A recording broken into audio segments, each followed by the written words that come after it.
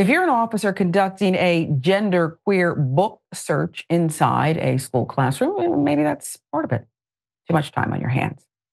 Per the Berkshire Eagle, in Great Barrington, Massachusetts, a plainclothed police officer entered an 8th grade classroom to search for a book, wearing a body cam to record an incident which has raised legal questions and concerns. Great Barrington. The Eagle reports the ACLU and other free speech advocates are alarmed by the recording as well as the entire December 8th incident. Happened right after classes let out at W.E.B. Du Bois Regional Middle School. Advocates also say they cannot recall any instances of police going to a school to search for a book, as schools and libraries have internal procedures for book challenges. This is where we're at, America. Ruth Borquin, senior managing attorney for the ACLU of Massachusetts, told the Eagle, quote, "That's partly what is so concerning. Police going into schools and searching for books is the sort of thing you hear about in communist China and Russia. What are we doing?" Borquin informed the Eagle the ACLU has requested for the body cam footage and other records related to the complaint and the investigation. In a statement sent to the school community Tuesday, Berkshire Hills Regional School Committee and Superintendent Peter Dillon, you're there, have apologized for how the situation was handled, stating clearly and unequivocally, this does not support book banning. And they don't. And they are committed to making all of its students feel safe. Eagle reports it was an anonymous complaint that led Great Barrington Police to open a probe about whether parts of the book, Genderqueer, by Maia Kobabe, could be considered obscene material or even pornographic. Kobabe's award-winning illustrated novel is the frequent target of bans, and according to American Library Association data, was the #1 most banned book last year. Coming of age, right, badge of honor. Coming of age memoir contains sexually explicit illustrations and language, which many in LGBTQ plus community believe is the reason for the censorship outcry. Eagle reported the police then notified the Berkshire District Attorney's Office, as per the department's policy. Pictured here, Chief Paul Storty of the Great Barrington PD and Berkshire DA Timothy Shugru. They'll get to the bottom of it. Police also notified school and district administrators they were coming to the classroom, and the officer was escorted there by the school principal, who is Miles Wheat. Okay, a lot of people involved in this investigation.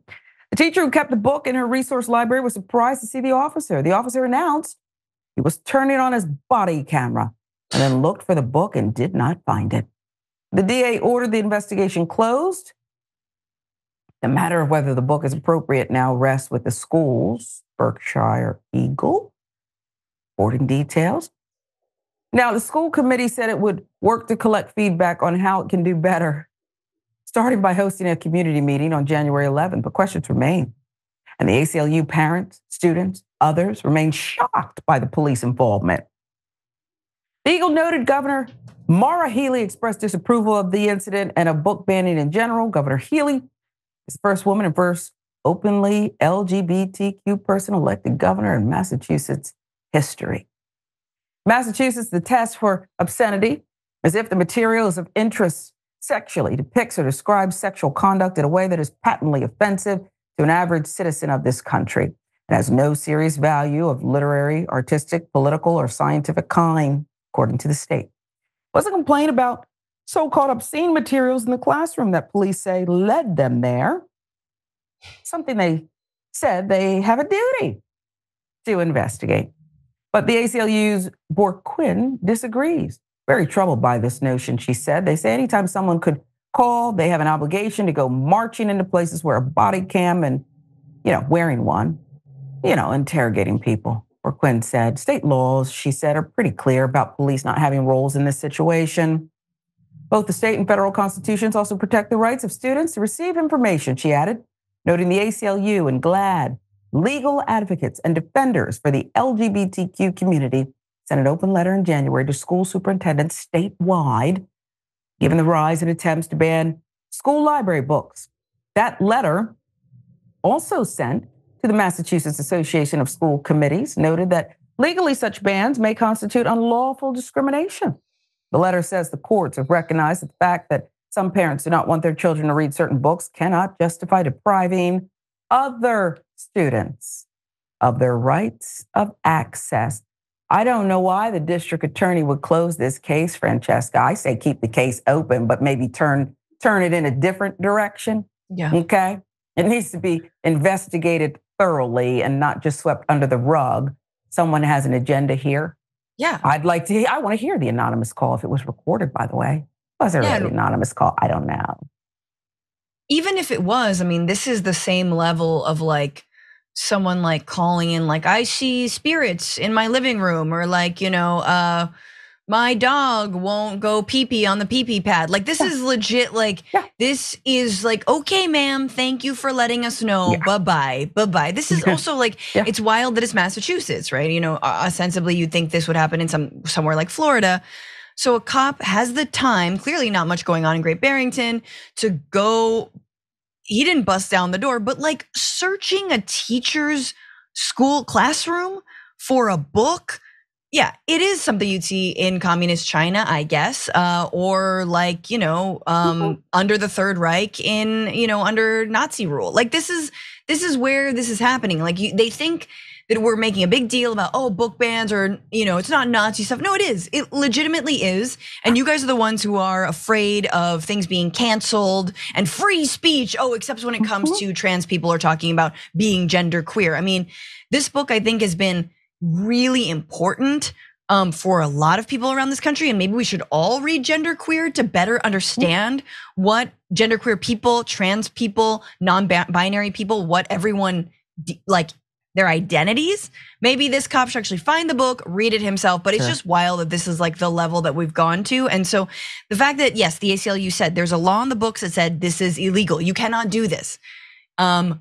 Yeah, let's talk about them laws, because this is what this country is like. We're we're a nation of laws, and then they get skirted all the time. And the only time anyone's held accountable is when they're skirted by people of color, left-wing activists, poor people. That's the only people get held accountable for anything in this country. But if you're wealthy, if you're on the right, you can skirt the law. You can do an insurrection, and we'll make you president again. Yeah. Well, Great Barrington, Massachusetts. You asked, I pulled it up. They don't have a lot of crime there. Yeah. Okay. The 2020 is the stats I have last time reported here. 2 rapes, 2 robberies, 5 assaults, 7 burglaries, 37 thefts, 2 auto thefts, and 2 arson. That's citydata.com. Now, listen, 1 rape is too many. And I think if they're just even this handful of crimes, 76 in 1 year in Great Barrington, they better solve them all next time before they get to turning on a body cam and going in W.E.B. Du Bois Middle School. You might want to solve everything. And if you're done with that, check your reports for typos, okay? Clean the office, okay? Wash the police cruisers. Anything else? Okay, go play catch with some kids and don't bring your political agenda with you at the local park. Take out garbage for single mothers. I don't know. Before you get to the middle school and this nonsense, a lot more you could do, Fran. Yeah, well said. It's just, I'm not understanding here, but I think I get it. I think we all get it, and I'd like to see some accountability here. It seems that they're also taking it out on this historic elected governor. And it seems like a pretty clear case of what they be trying to do in Great Barrington, Massachusetts. We'll see.